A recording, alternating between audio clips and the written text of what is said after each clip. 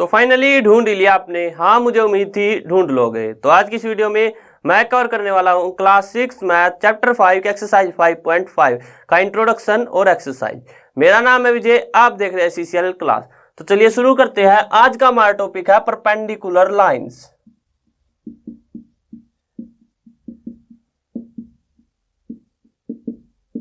तो perpendicular lines क्या होंगे हमारे पास? वो लाइंस जो एक दूसरे को राइट एंगल पर कट करती है वो कहलाती है परपेंडिकुलर लाइंस। कैसे? देखो, मान लेते हैं एक लाइन सेगमेंट हमारे पास ए बी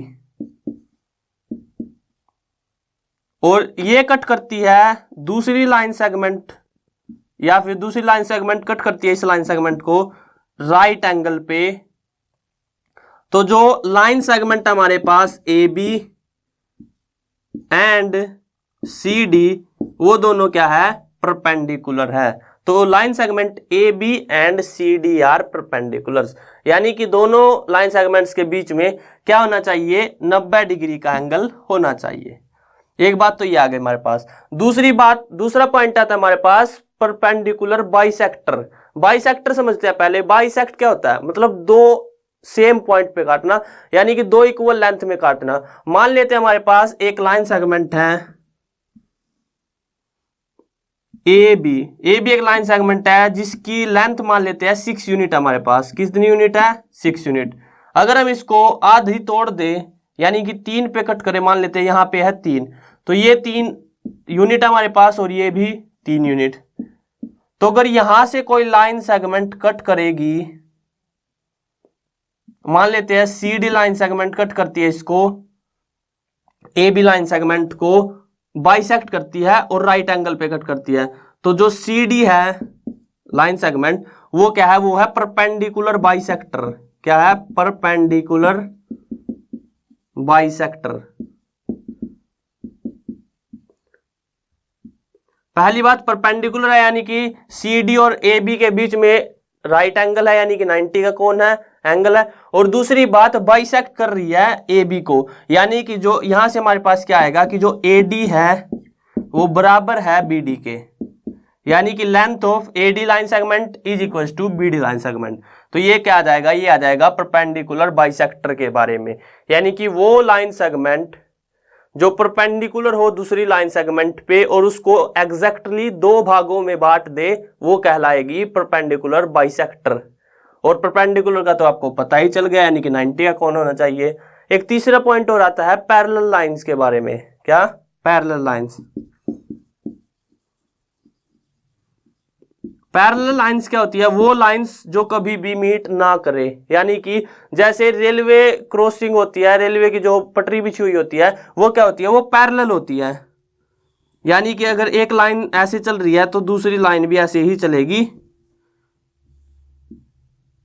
वो कभी भी मीट नहीं करेगी। आप इसको चाहे जहां तक चाहो वहां तक ले जाओ तो दूसरी भी उसके पैरेलल में चलती रहेगी, यानी कि अगर यहां से इसका डिस्टेंस x यूनिट है तो आगे जाके भी दोनों का डिस्टेंस x यूनिट होगा। कब? जब 90 का कोण हो। बस आपको ये याद रखना है यहाँ पे कि जो दो पैरेलल लाइंस है वो कभी भी मीट नहीं कर सकती। अगर आप उनको इनफाइनाइट तक कहीं तक भी ले जाओ वो मीट नहीं करेंगी। तो ये था हमारा इंट्रो। अब मूव करते हैं एक्सरसाइज पे। तो एक्सरसाइज 5.5 का क्वेश्चन फर्स्ट है हमारे पास, Which of the following are models for perpendicular lines? तो कौन से परपेंडिकुलर लाइन के लिए मॉडल होंगे बताना, यानी कि कौन से में लाइन परपेंडिकुलर होगी। Adjacent edges of a table. Table के एडजेसेंट एजिज, यानी कि अगर एक ही हमारे पास एज है तो दूसरी ये, तो आपको पता ही है ये तो 90 होगा ही। कुछ इस तरह की होती है हमारे पास टेबल रेक्टेंगुलर टाइप की, तो एडजेसेंट एजिज हमेशा क्या होती है? 90 की होती है रेक्टेंगल में। तो हाँ, ये तो सही होगा हमारे पास। दूसरा B part, the lines of a railway track. जो लाइंस है रेलवे ट्रैक की वो क्या होती है? वो पैरेलल होती है, ना कि परपेंडिकुलर। तो दूसरा क्या होगा हमारे पास? गलत। तीसरा हमारे पास line segment forming the letter L.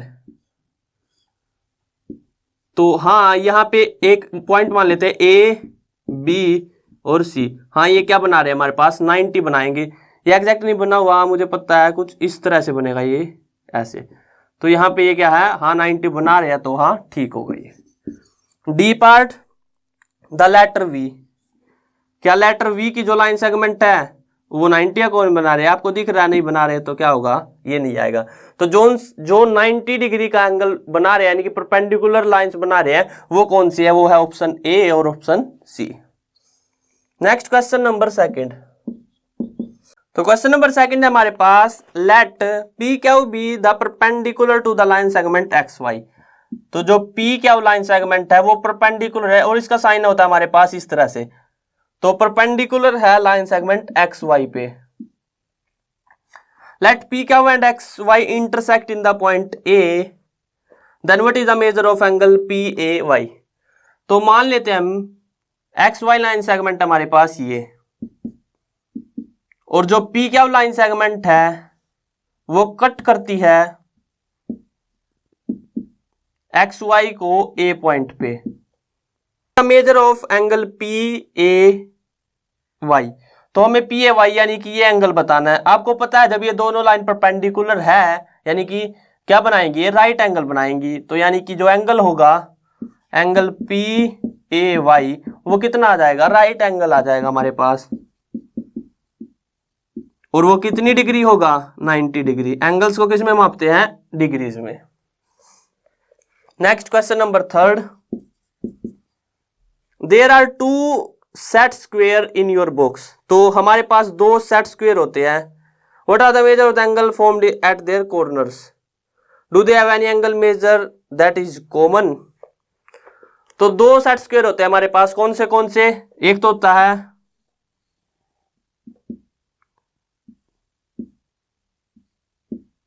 90, 60 और 30 का, और एक होता है 45 और 90 का। ये होते हैं हमारे पास दो सेट स्क्वायर्स। तो हमें क्या बताना है, what are the measure of the angles formed by at their corners. तो उनके कॉर्नर्स पे क्या एंगल बनते हैं, तो बनते क्या एंगल, 60 बनता है, 30 बनता है, 45 और 90 बनता है। Do they have any measure that is common, तो उनमें दोनों में कॉमन क्या, इन दोनों में कॉमन होता है 90 डिग्री। तो इसके लिए क्या आएगा, जो कॉमन है इन दोनों में वो है हमारे पास 90 डिग्री। दो सेट स्क्वायर आते हैं, एक तो आता है 60, 30, 90 वाला, और एक आता है 45, 45, 90 वाला।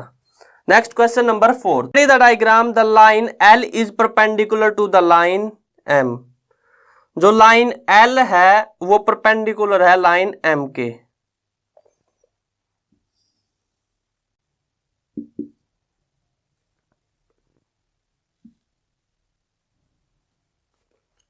तो देखो ये लाइन दी हुई है M और ये लाइन L, तो हमें बताना है क्या जो CE है वो बराबर है EG के। तो देखो CE और EG, तो EG कितना हमारे पास, 7 में से 5 गया 2 यूनिट का डिस्टेंस, और CE 5 में से 3 गया 2, तो यानी कि क्या आ गया हमारे पास, जो CE लाइन सेगमेंट है वो बराबर है EG के। ये बात क्या है, true. Next B part, does P bisect CG। जो PE है, PE वो बाइसेक्ट कर रहा है किसको, CG को, CG। तो देख लेते हैं, देखो CG के बीच में कितना डिस्टेंस है, 1 2 3 4 यूनिट का डिस्टेंस है, 7 में से 3 गया 4 यूनिट, 2 यूनिट यहाँ पे 2 यूनिट यहाँ पे, हाँ बिल्कुल बाइसेक्ट कर रहा है। तो यानी कि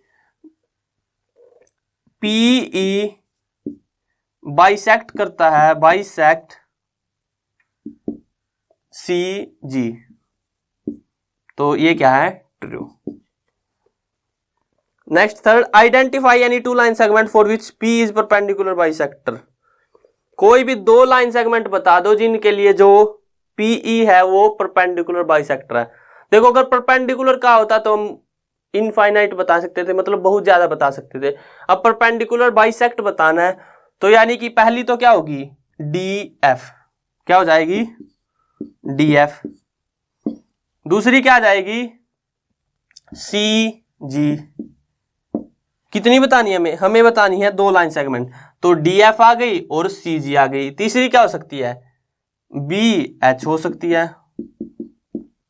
ये भी तो क्या है, ये तीनों को बाइसेक्ट करता है और परपेंडिकुलर भी है। नेक्स्ट हमारे पास D part, are these true, तो बताने में ट्रू है या नहीं। पहला पार्ट है जो AC है वो बड़ा है FG से,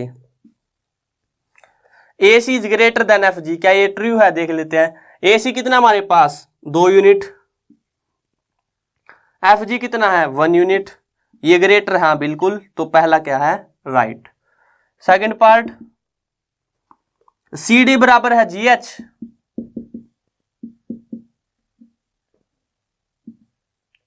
तो CD कितना है, CD है 1 यूनिट और GH 1 यूनिट, हाँ बिल्कुल सही है। Third part, BC is less than EH, यानी कि BC EH से छोटा है, तो BC कितना है हमारे पास 1 यूनिट और EH कितना है EH 1 2 3 3 यूनिट, तो हाँ बिल्कुल, तो ये तीनों क्या है सही है। तो यहाँ पे एंड करते हैं। आई होप आपको समझ में आ गया होगा। अगर वीडियो पसंद आए तो वीडियो को लाइक करना और अगर चैनल पे नए हो तो चैनल को सब्सक्राइब कर लेना।